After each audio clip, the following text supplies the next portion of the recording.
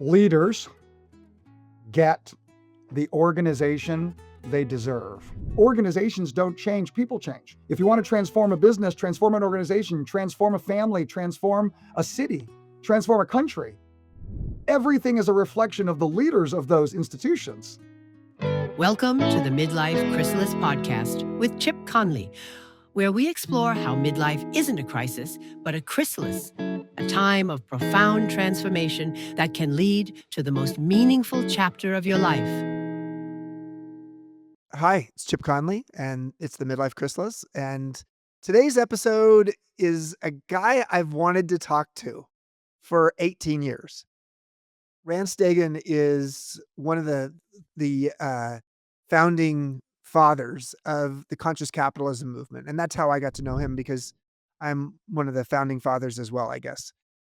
And there's some others, founding mothers as well. And we see each other at conferences, and we have a lot of common friends, but we've never really spent a lot of time talking. And so this hour-long conversation is the first time we've really had a one-on-one like this. We've had some short 15-minute one-on-ones. And I think what you'll see is we go everywhere with this. We talk about Ken Wilber and integral theory and Bob Keegan's work from Harvard on psychology and the evolving self. We talk about the nature of leadership, both within organizations, but also the nature of leadership of oneself. We are leading a workshop together, which we're both pretty excited about, at the end of February in Santa Fe. So you'll hear about that as well. But I think for those of you who are interested in organizational leadership and your own personal leadership, career-wise, you're going to love this. And for those of you who are just sort of at a place in your life where you're saying, how do I lead myself at this stage in my life? This is for you as well. Enjoy it. I'm so honored to have my friend Rand Stagen here with me. We were two of the first people involved in the conscious capitalism movement, him in a much bigger way than me. So we'll talk about that. We'll talk about leadership, because he's one of the best known leadership guides and consultants and framers of curriculum around leadership teams and individual leaders. But then we'll also get into the story of us in leading our lives. You know, it's sort of very much of a, Peter Drucker point of view, managing yourself. And we're honored that Rand's going to be joining us teaching at the MEA campus in Santa Fe in late February. Welcome to the podcast. It's great to be here, Chip, and thank you for the invitation. All right, let's start with your own personal journey as a leader. You are one of the best known leadership guides. I don't even know what to call you exactly, but a leadership guide's not a bad way you're like a Sherpa. Yeah, the word guide actually resonates deeply for what we do, for sure. I think that's a good description. Yeah, I think so too. But talk about your own leadership path. I mean, I think back in your early 20s, you were in publishing, you didn't have a clue what you were doing.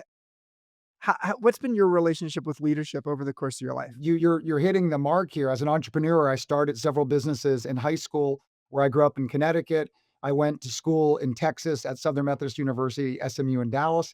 And while at SMU, I started a fraternity sorority newspaper. This was back in the late 80s, early 90s, pre-internet. And I was learning how to sell ads and find writers and photographers and build really something that people would engage with, and find ways to promote the paper itself. And as I graduated college and continued doing newspapers at other local universities, I ultimately ended up starting a city paper that served Dallas and Fort Worth. When I was 21, I raised money.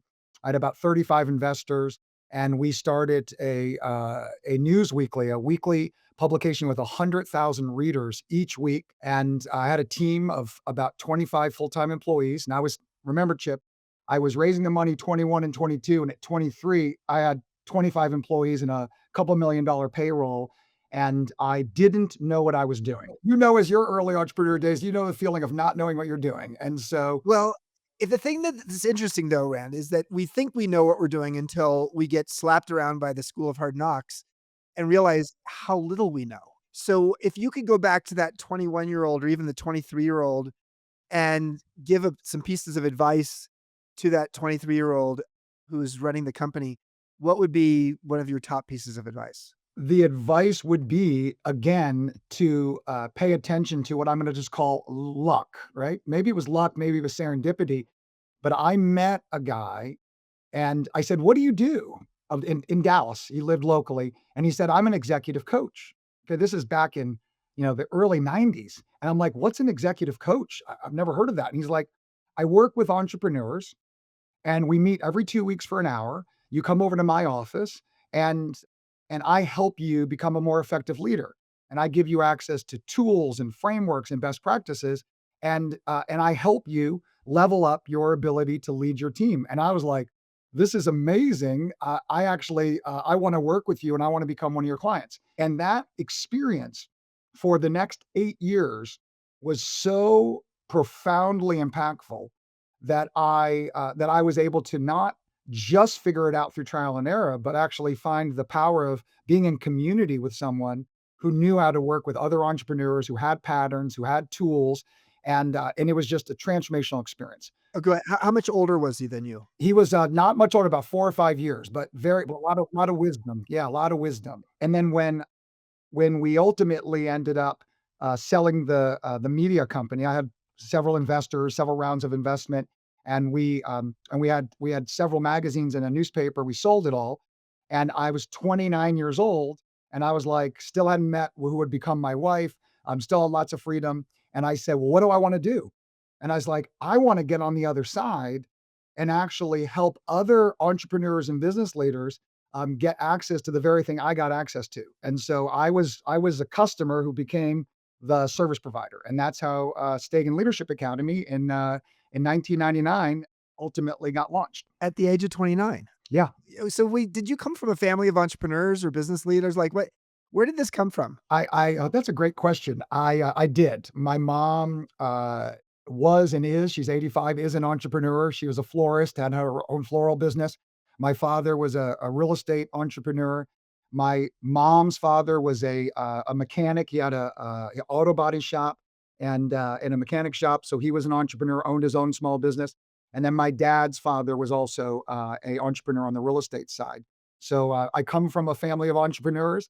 I'm 55 years old and I've never actually had a full-time job because I started my company in college and I just continued and I continued. And I still have never had a job before.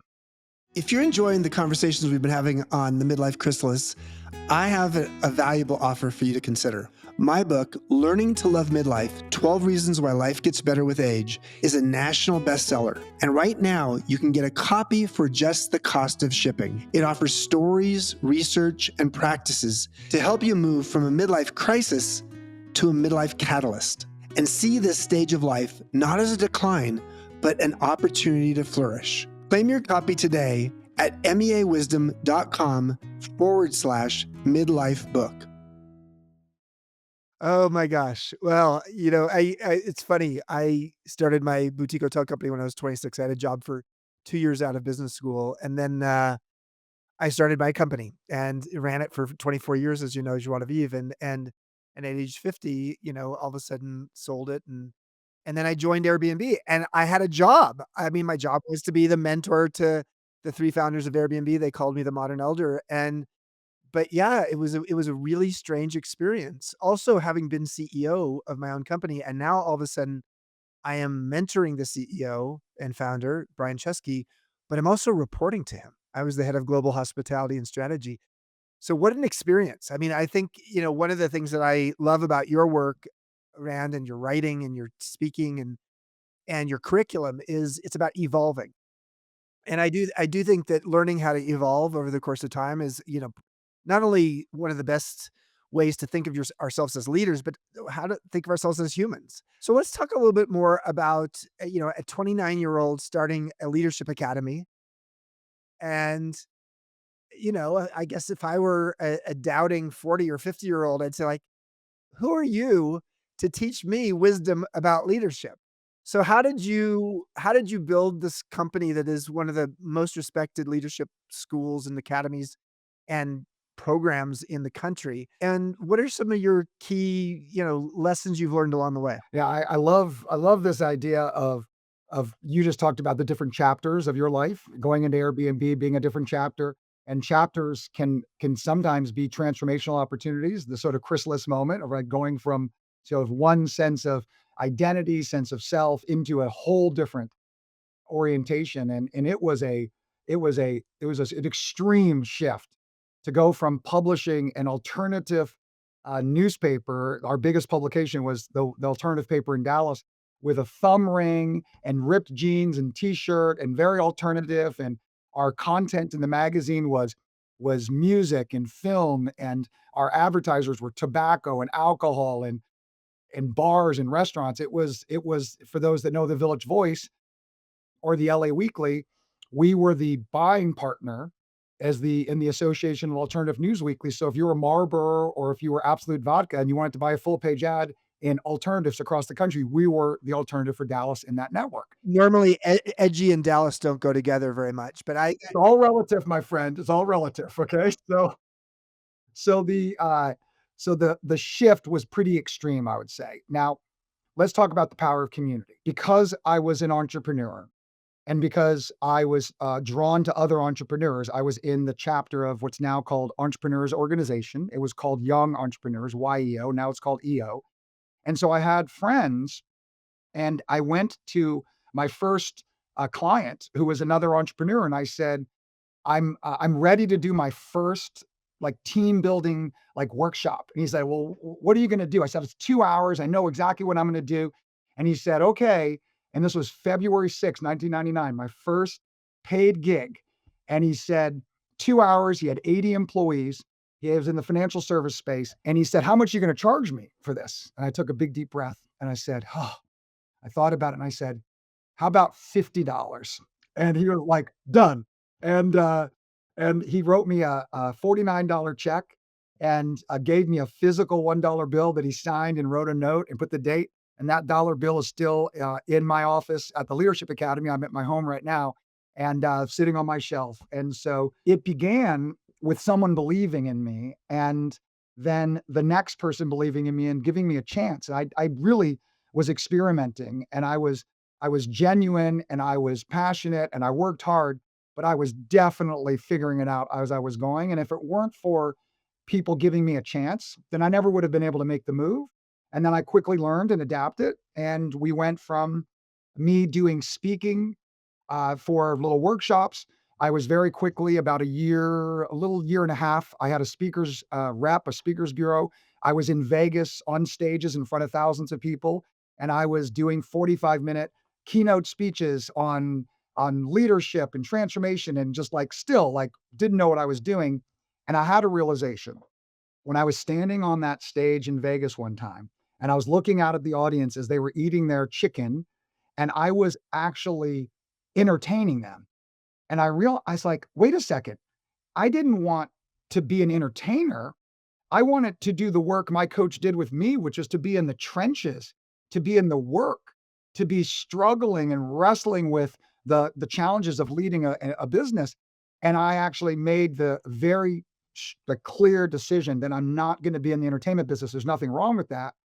And I pivoted the whole focus to ultimately what would become our practice-based 52-week flagship, integral leadership program, which we started in 2001, a couple years into our business, and we're still doing it to this day, the same basic structure. And so to explain the structure, because it's there are leadership coaches out there who might have a book, but there's no one I know out there who's sort of a leadership guide and has a whole academy around it that has the kind of program that you have. I mean, it's quite detailed.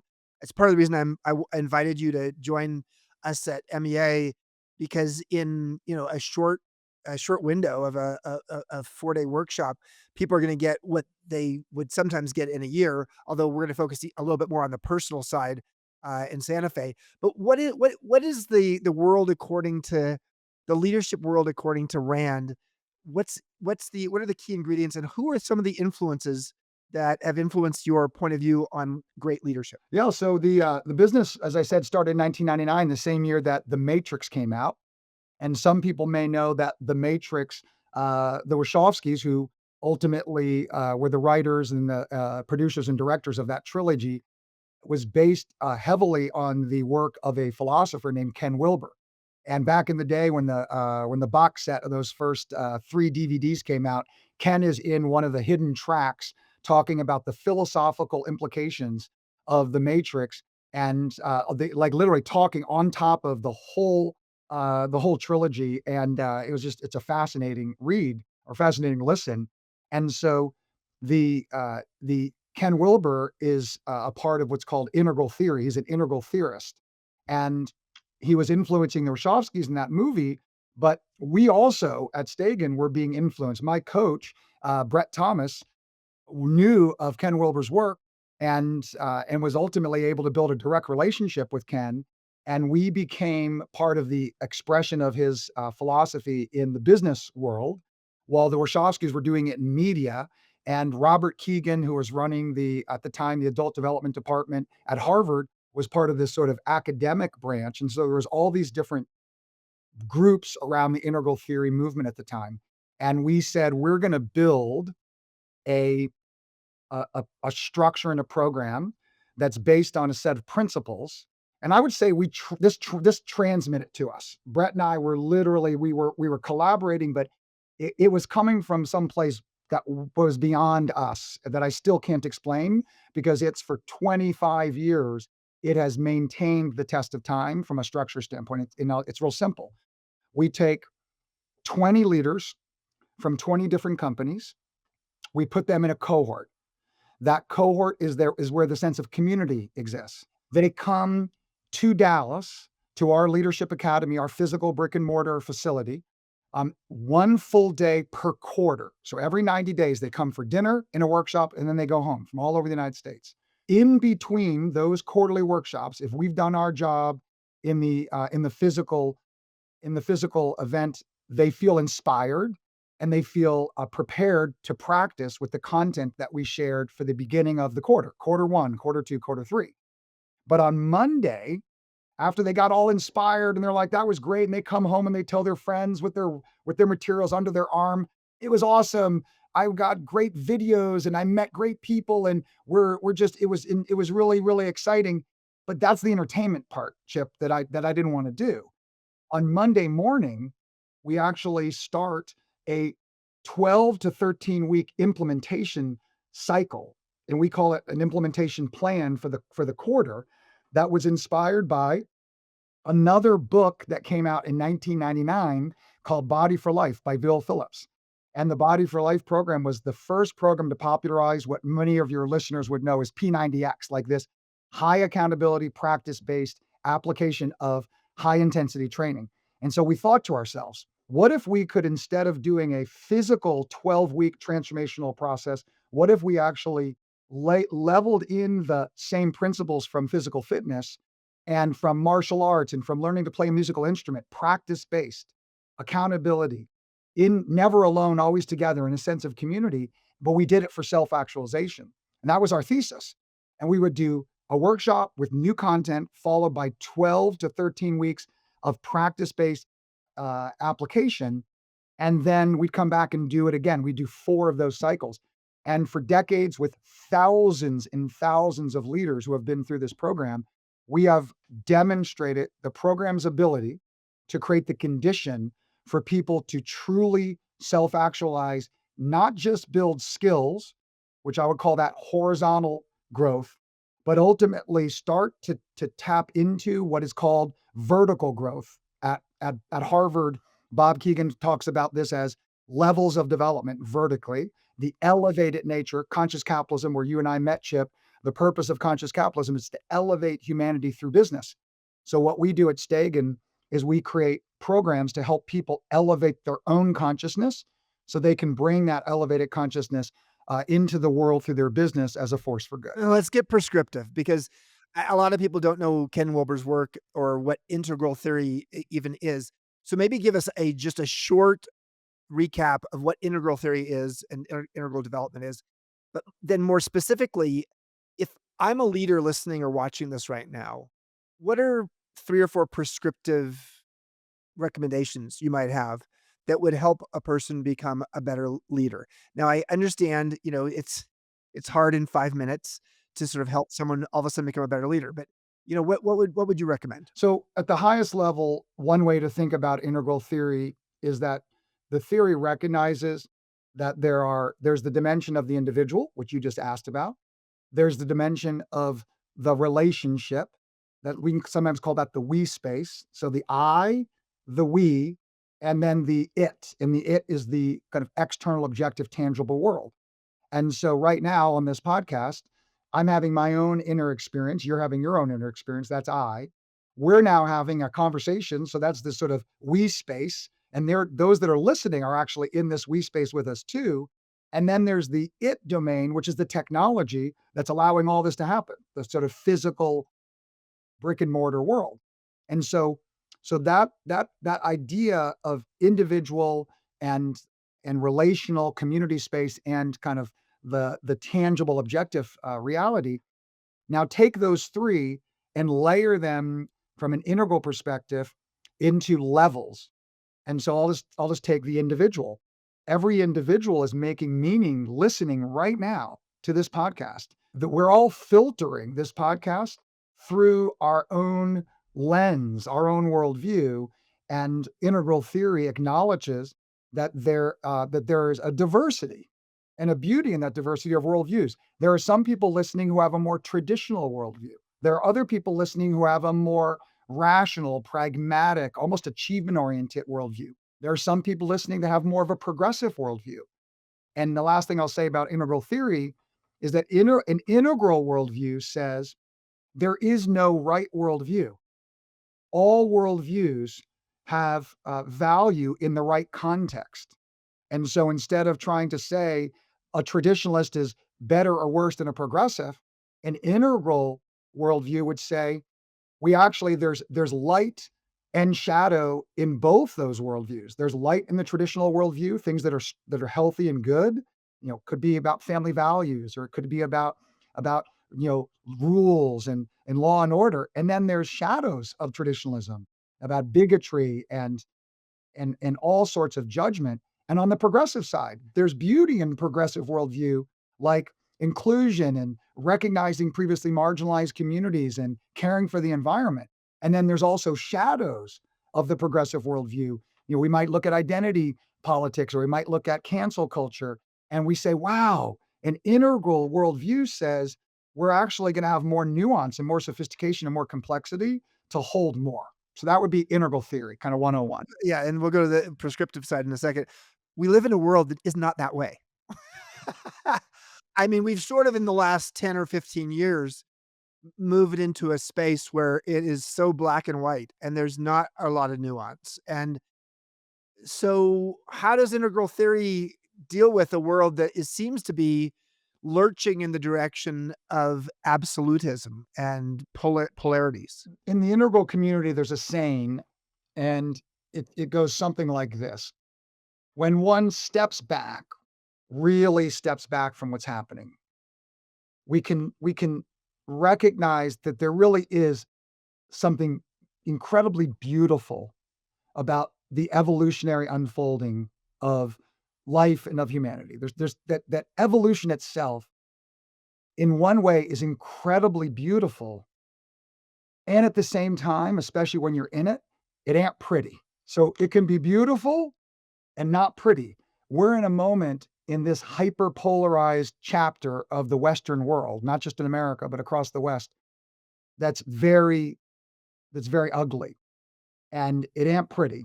And it's hard to actually sometimes have hope because we are captured by the anger and by the way in which most people, unfortunately, who are struggling, and it's confusing, right? It's like Tom Peters, the management author, once said, if you're not confused, you're not paying attention. I've been paying attention, especially since George Floyd's murder. I've been paying attention very, very intensely. And I will tell you, I was incredibly confused for the first 2 or 3 years of, of what was going on in America. And I'm still confused, but less so. So I just want to give everyone I want to be empathetic that it is confusing right now. And here's the hope. And there is a way through this. We can't go around it. I know some of your listeners are fans of stoicism, so let's just kind of, invoke this idea of what's in the way is the way, right? And we can really have confidence that we will get through this. I'm long on humanity. We will get through this. And it's likely gonna be many, many years of being in this sort of chrysalis, being in the mess, being in this darkness. And in our MEA workshop that we're doing at the end of February that you mentioned is we're going to be exploring specifically this idea of moving to higher ground. See, right now, Chip, I talk to people all the time. They said, Rand, can you send in your team? We've got an incredibly talented team of psychologists and psychotherapists. We have a religious scholar on staff full time. We have practitioners. We have people, steeped in philosophy and human performance. And we also have people on our team that might have worked at a company like Bain or Accenture or Mercer. We're conscious capitalists. We're idealists, but we're also pragmatic. You talk about polarities. And so we're also doing our best to integrate. And they say, you can't, Rand, can you send in some of your team to work through the conflict? And I say, well, what do you want? And often people will say this, there's got to be a way to find common ground between the conflict. Let's just pick two sides. And I say, in integral theory, we would say common ground is necessary, but not sufficient.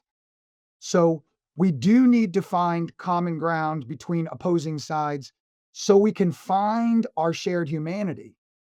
And then we can use that common ground as a place to stand to move to the ultimate direction of higher ground. So we I don't want us to try to have a goal of common ground because it's not actually what we need. What we need is common ground, step one, step two, higher ground. And I'll illustrate, and then I'd love your feedback, and I've got some questions for you on this and how this is landing. There's something called the dialectic, which several people know, and the dialectic is a really simple concept. There's a thesis, there's an antithesis to that thesis, and then there's a higher order synthesis. So there are people in America who want to preserve, the traditionalists, who want to preserve what's right with America. And there are people in America, we could call them the progressives, who want to fix what's wrong with America. And when I'm with people and I say, how many of you feel like there are things that we need to protect and preserve that's right with America? Everyone's hands goes up because there's some things that everyone says we need to protect and preserve these things. And then everyone also says there are things that we need to fix that are wrong with America. And there's a conflict going on there that's like tectonic plates that are moving together and they're banging and banging and banging. And if they bang hard enough and long enough, what comes up is a mountain, the verticality. And then the thesis, the antithesis, and the higher order synthesis, which is what you were talking earlier about, the nuance and the subtlety. There are leaders emerging in all sectors that are starting to gravitate to this possibility of higher ground. I'm meeting them, and it's in the zeitgeist. I can feel it in my bones that there's something emerge. It's emergent because people will say to me, "Well, Rand, if this is so powerful, give me examples of leaders and give me examples of companies." And my answer is, these are the leaders and the companies that are emerging now because this is what our evolutionary moment needs from us now. So I can't point to the past. If I had to guess, if Nelson Mandela were alive today, I would say that Nelson Mandela would be equipped. He led South Africa for a period of time through their own hyper-polarized conflict, and he moved his people to a place of higher ground through higher order synthesis. But how is it landing for you? Let me switch the chairs and see what's coming up. I'll give you a quick answer, and then I want to go back to the prescriptive side of leadership. I think when it comes to the politics of the world and leadership, often we choose leaders politically or even in companies that are almost in reaction to the last leader. And so my guess is that as we look at, a 2028 presidential election, we're going to be looking for someone who can bridge the gap and who speaks from a place of the serenity prayer. Uh, you know, knowing that yes, the serenity prayer is beautiful. It's what you're saying. It is, God grant me the serenity to accept the things I cannot change. Okay, that's one polarity. The courage to change the things I can, that's another polarity. And the wisdom to know the difference. Now, I have said this to my mentee of 30 years, Gavin Newsom, who's going to be on the podcast next month. And I've said, dude, you need to be the first politician of note to ever sort of integrate the idea of the serenity prayer into a platform of how you see the people, because it's an integration. And it's not even, I don't even call it the serenity prayer. I call it the wisdom prayer, because it's got courage and serenity. But then what discerns between the two is wisdom. Yep. I do think that I agree with you in my bones. I can feel it. I can feel people who I felt were sort of polarized the last 5, 10 years, sort of starting to come a little bit more toward the center and saying, we can't keep doing this. This, this isn't going to work. And I see it in companies as well. I see a curiosity.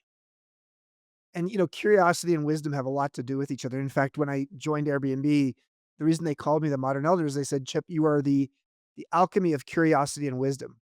And, at first when they said modern elder, I didn't like that so much. But then when they said, "You're this alchemy of curiosity and wisdom," I said, like, wow, sign me up for that. So I do think the idea of integration, and we'll talk in a couple of minutes about the idea of aging and midlife. But, if we're not just growing old, we're growing whole. And in order to grow whole, we need to integrate and not be compartmentalized. And to grow whole, that means you're both masculine and feminine. You're secular and spiritual. You have curiosity and wisdom. Have gravitas and levity.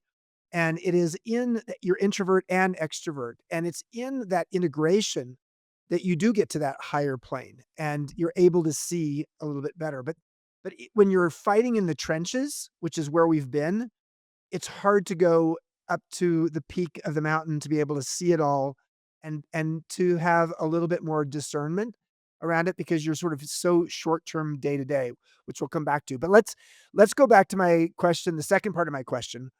You did a great job of talking about integral theory, but what makes for a great leader today? Like, what are some prescriptive advice you might give to someone who doesn't have the ability to do a whole year-long program with you? I'll give a simple and complex answer at the same time. So we at Stagen, I'm surrounded by an incredibly talented faculty, and we have been able to articulate our philosophy around leadership to 3 words. And those words are awareness, choice, and responsibility. And what we say is, with awareness, there is choice. Without awareness, only reactivity and habituation. With awareness, there's choice. And when one has the awareness and one chooses, a responsibility comes online that that is companioned with those choices. And so what I would be saying to everyone listening is that it's not what's happening in the world, it's how we relate to what's happening in the world. I was talking to a CEO this morning, and he was describing to me a little bickering he was having with his wife last night. And I reminded him, and I said, "Remember, it's not what is happening, it's how we relate." And I said, "You're not gonna be able to change the words that came out of your spouse's mouth because she said what she said. But you actually have the agency and you have the responsibility to be in relationship with that in such a way where you don't get pulled into drama, and you don't get pulled into victimhood, and don't get pulled into the feeling that I now have to defend myself by attacking back." And so I'm giving you this very pedestrian, simple example because it is in this. Viktor Frankl talked about that space, right? Between stimulus and response. You know this like better than I do. I was gonna On the outro, I was gonna actually, use that, but, we'll save it for now. We'll do it. I'm doing that in the outro, so So that space is where all the magic is. And I'm going to in one of our modules in our foundational program, we have the equivalent of undergraduate programming where people fly to Dallas and work with us, and we have graduate programming where we do off campus at a sort of a sister facility in Austin. And then we go to client sites and work with thousands of leaders through our graduates. So we have a really robust way of keeping people at least having the opportunity to stay engaged in their own development. And so the in this one of our modules, we quote, and I haven't thought about her in years, so this is great. We quote Ellen Langer.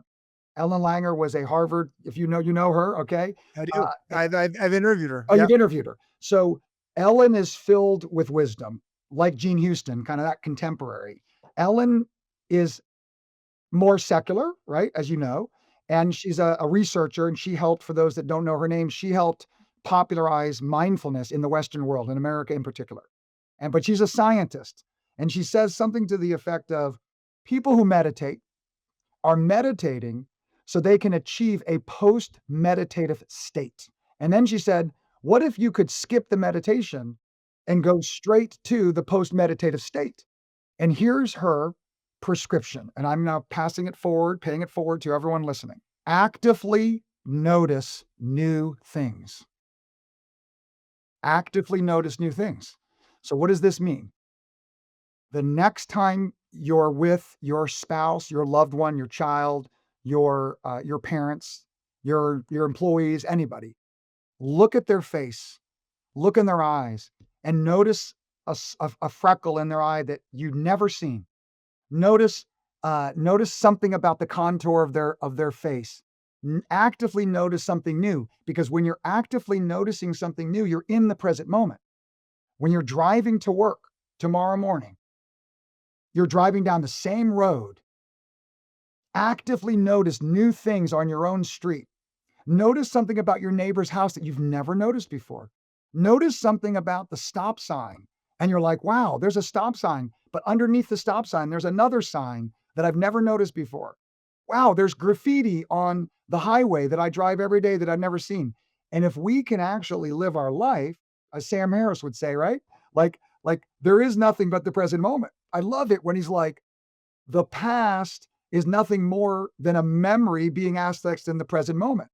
The future is nothing more than an anticipation being accessed in the present moment. And so what she's saying, and I'll end with this, and what I'm saying is the idea that to be a more present, more conscious, and ultimately more effective leader, we need to be able to be in the present so that we can choose and avoid being in autopilot, which is what the Matrix entire movie is about, is that people are asleep to their lives. They're plugged in as battery cells to the Matrix itself.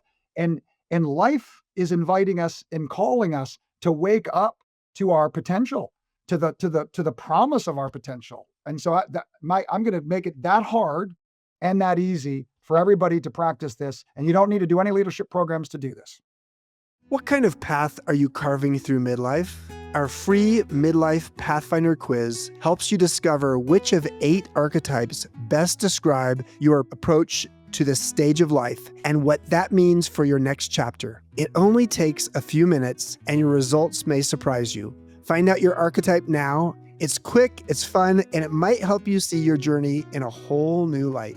Take the Pathfinder quiz at meawisdom.com/quiz.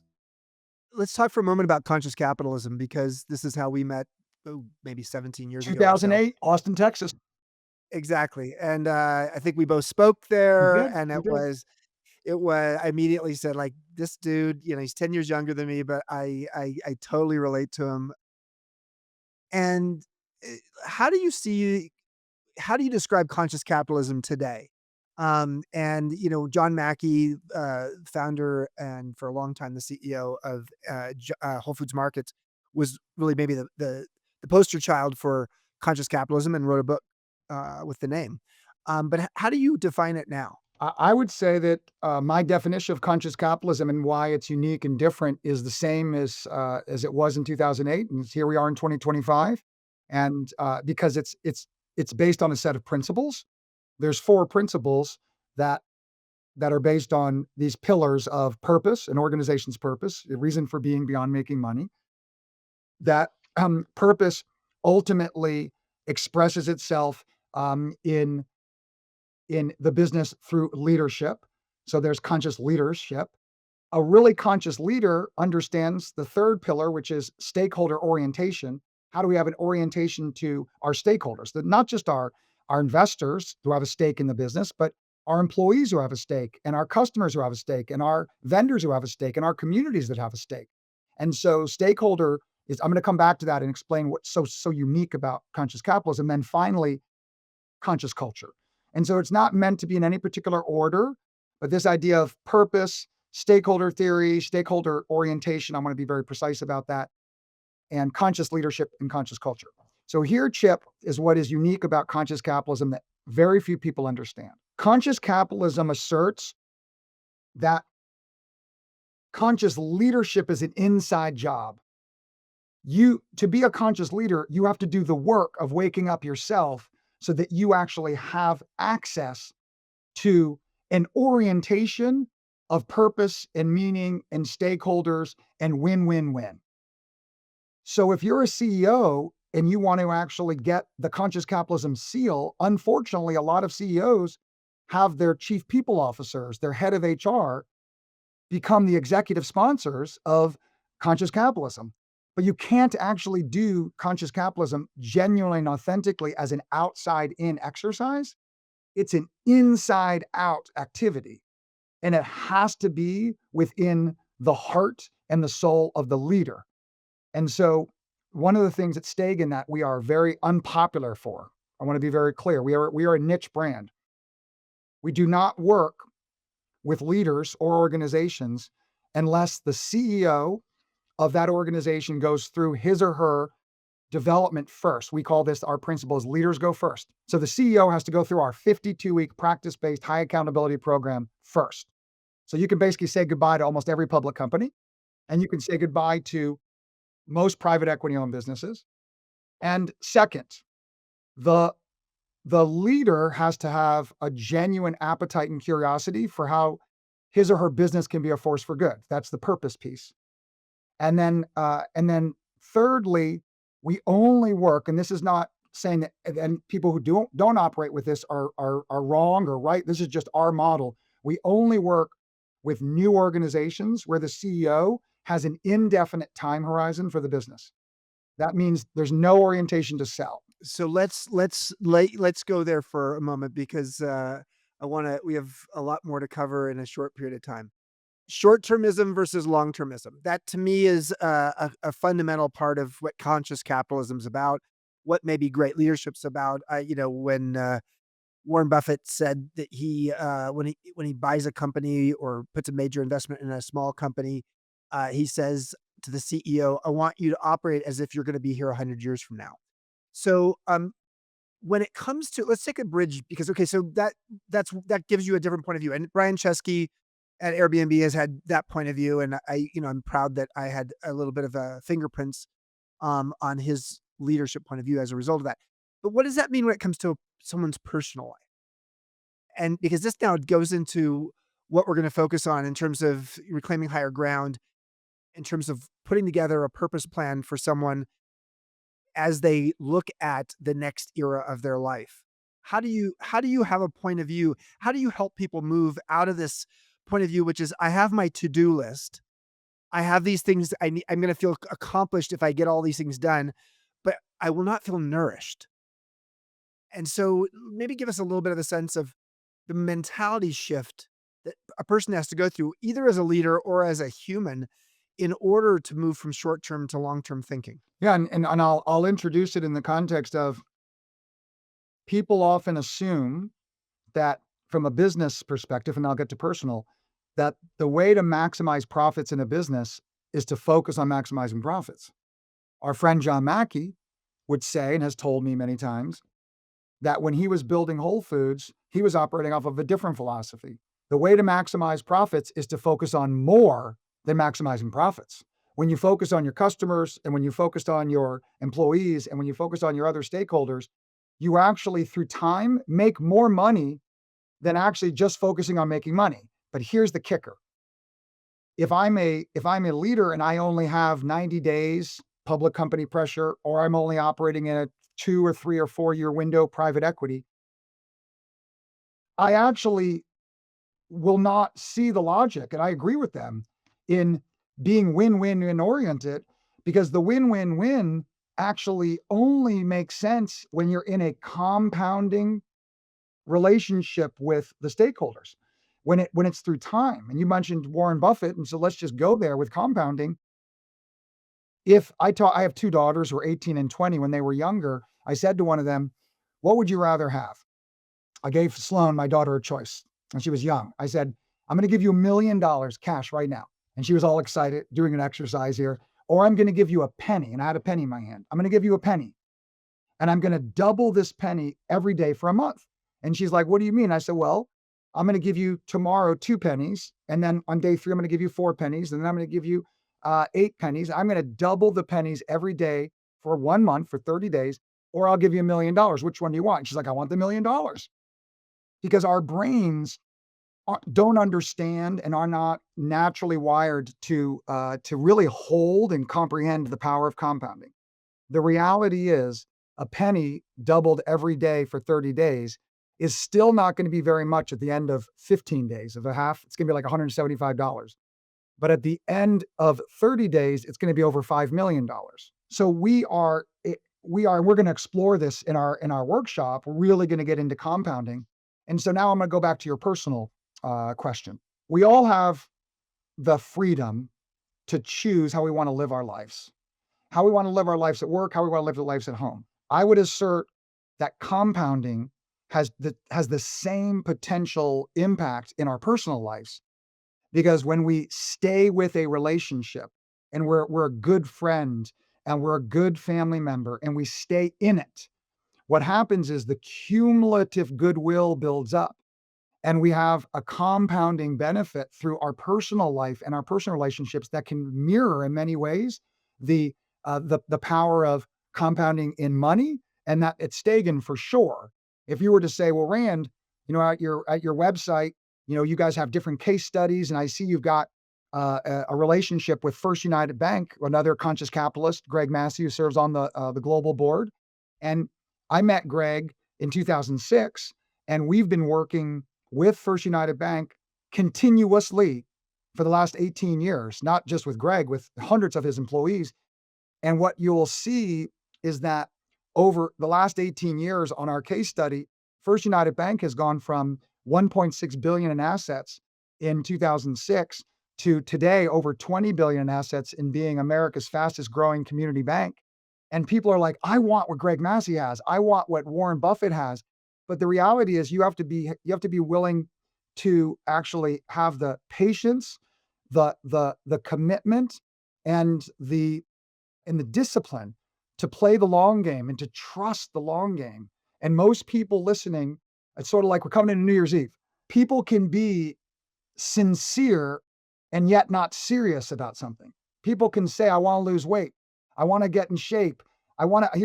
They can be sincere at that dinner party, especially after some wine, right? But not serious." So what Warren Buffett's been giving people, along with Charlie Munger, the blueprint to how to win for decades. And so often people are not willing to do the very things that they're telling you. It's not rocket science. Okay.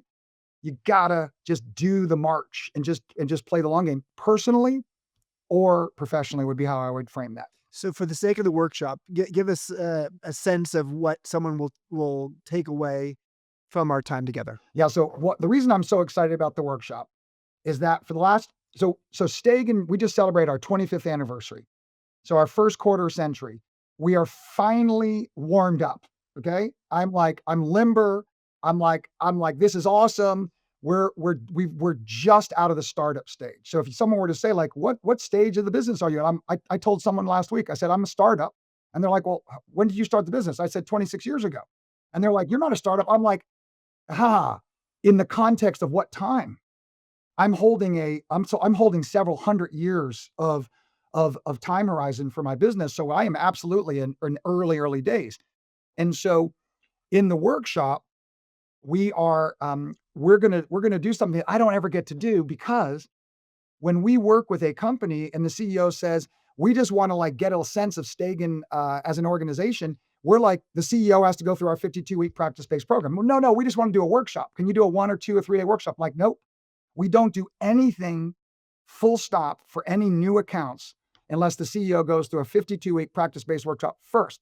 Now, if Greg Massey calls us up and says, "Hey, we're working with you, it's continuous," of course we're doing workshops that are in isolation, but never with new relationships. So all these decades, Chip, I've never done a workshop like this of any kind. So like this for me is like such a treat because I'm leaving, I'm going off campus from Stagen, and I'm going to be with you for 4 days, and I'm going to do my best. I know we're going to do our best to create the conditions for people to have a magical experience that I just this is super novel for me, and so I'm going to learn so much in the experience. But we're going to be doing exercises. We're going to be teaching and exploring frameworks. We're going to be doing it in community with each other around the infinite game versus the finite game. What's the difference? What's the difference? So James Carse's book, Finite and Infinite Games, is a very powerful and very simple frame. He says he was a religious scholar at New York University, and he says, or he said, he's passed away, there are two types of games. There are finite games and there are infinite games. Each game has players. Finite players play the finite game, infinite players play the infinite game. Each game has one and only one objective. The objective of the finite game is to win the game. That's zero sum, to win the game.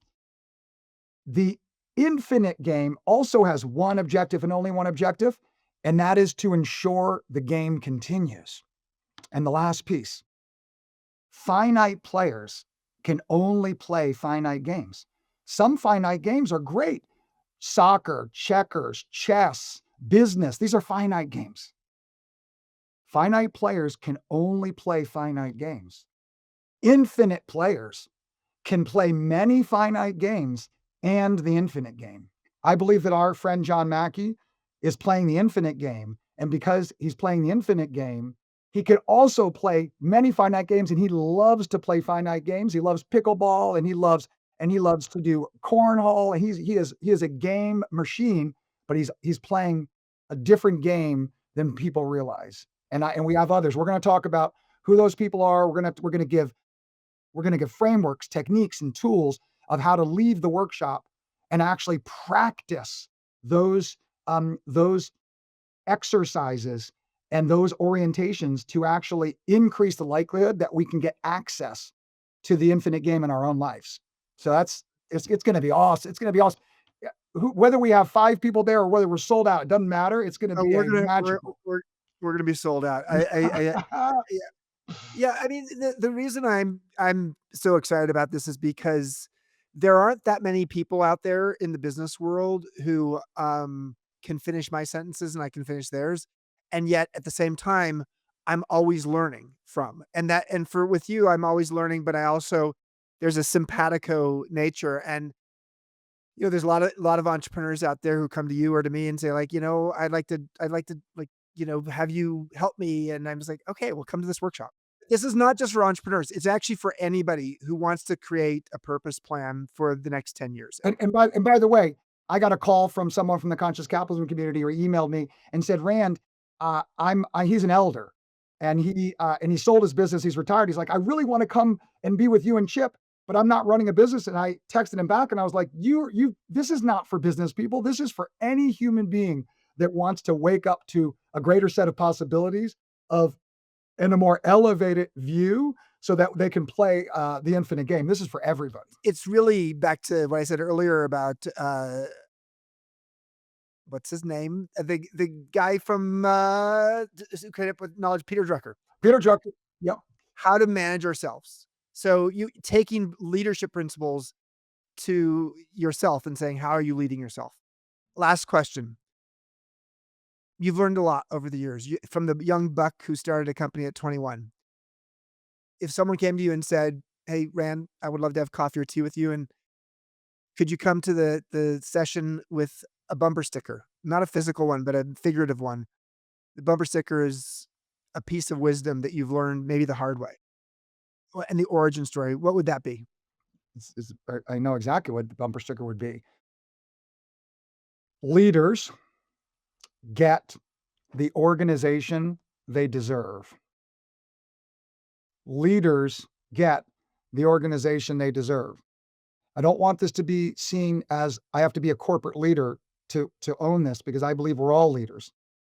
I was with a group of 120 Episcopal priests, and I was not prepared to say this, but I brought out this idea of unconditional responsibility that the world around us is the incredible gift because the world around us is giving us feedback. We talked about feedback at the beginning of the call. The it's giving us feedback on ourselves. And so there's a manifestation that's just showing up in our life.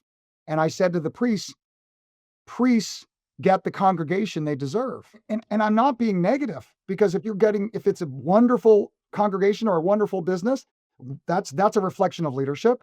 And if it's dysfunctional and if it's filled with issues and conflict, that's a reflection of leadership. And so the reason that Stagen only does work with leaders, we used to do organizational development until we realized that the unit of transformation in an organization is the individual, that organizations don't change, people change. So if you want to transform a business, transform an organization, transform a family, transform a city, transform a country, everything is a reflection of the leaders of those institutions. And so this is it. Leaders get the organization they deserve. Bumper sticker, not a little bit provocative. Well, and Bill George, well-known former CEO of Medtronic, who's actually teaching next fall in Santa Fe at MEA, famous for his True North book. He says, companies, leaders get the investors they deserve.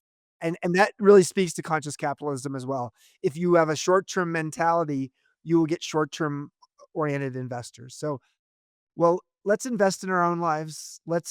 You and I, more than anything, you guys, more than one of our normal podcast episodes, we've definitely gone into this particular workshop more because I'm just so excited. I'm really excited. I get a little bit of the giddiness of Rand and me, and I think for those who are going to join us, it's going to be an opportunity to invest in your future. So, thank you. I really appreciate, Rand, that you're going to be able to make the time to make this work. And yeah, look forward to seeing you at the end of February. Absolutely. Thank you so much. Well, that dude is amped up. He has he's got a lot of adrenaline, and boy, am I excited to be teaching with him in the end of February in Santa Fe. 3 key lessons. Number 1 is the just idea of compounding. I mean, I loved the simple exercise he did with his daughters.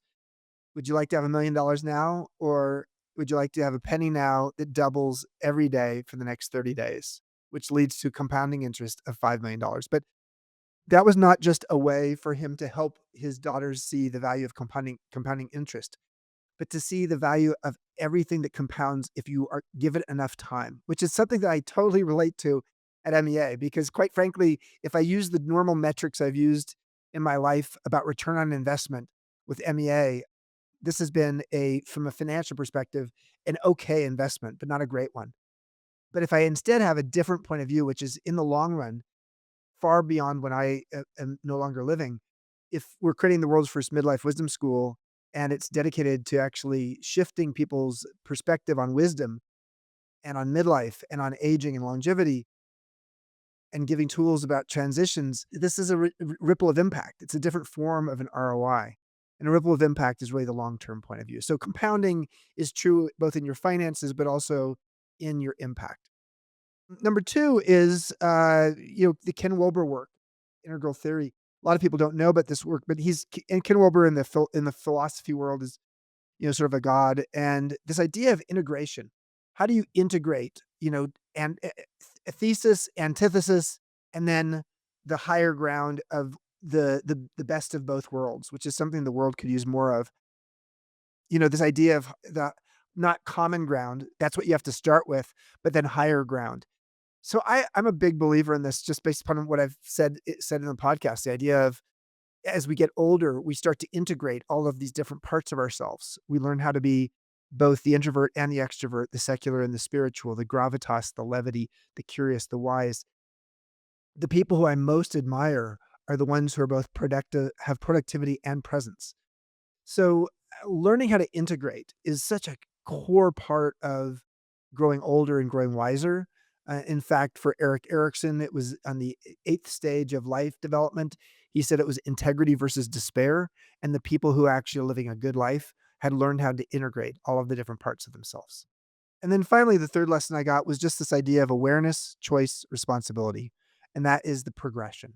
Awareness, if you don't have that, you tend to be reactive, you tend to habituate, you get stuck. But when you actually build awareness, it leads to choice. And that's when we had our laughing moment about Viktor Frankl, because one of my favorite quotes of all time is Frankl's quote, having lived in a concentration camp and seen who was most likely to die. It was not necessarily the people who were the most infirmed. It was the people who actually lost sense of meaning. And he said, between stimulus and response, there is a space. In that space is our power to choose our response. And in our response lies our growth and our freedom. And that brings us to the third part, the responsibility. So, not reactivity, but responsibility. When you create choice, you create space. When you create space, you create better decisions and you can be more responsible as opposed to reactive. Reactive means like a pinball in a pinball machine. Responsible means your ability to respond appropriately, which is actually something that we get better at as we get older. Hope you enjoyed this one. Hope to see you in Santa Fe at the end of February. I promise you it's going to be a lively 4 days together. See ya on the next episode. Thanks for listening to the Midlife Chrysalis. This show is produced by Midlife Media. If you enjoyed this episode, help us spread the word by subscribing and leaving a review on your favorite platform.